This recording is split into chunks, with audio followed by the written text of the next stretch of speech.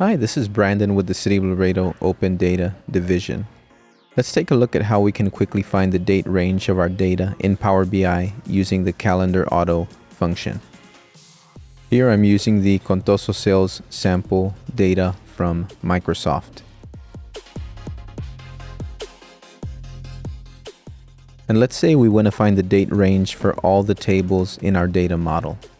A long way to do this is to click on the Data tab and individually check each table that has date fields. We sort ascending, we sort descending, then we go to the next table, do the same thing. We can do it that way, but there's a faster and easier way to find the full date range, and that's by using CALENDARAUTO. Here on the Modeling tab, let's click on New Table.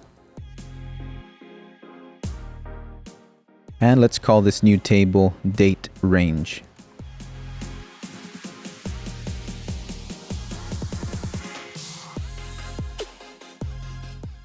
CALENDARAUTO. Close parentheses, enter. And now let's drag the field onto the canvas. Let's change this from date hierarchy to date.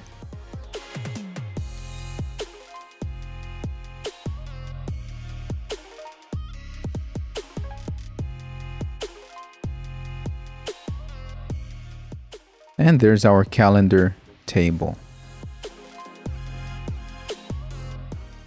And the Microsoft documentation explains what this is doing. It says the range of dates is calculated automatically based on data in the model. So the CALENDARAUTO function looks at all the tables in your data model and makes a date table based on that. And that's a quick way that we can find our full date range from our data model in Power BI using CALENDARAUTO.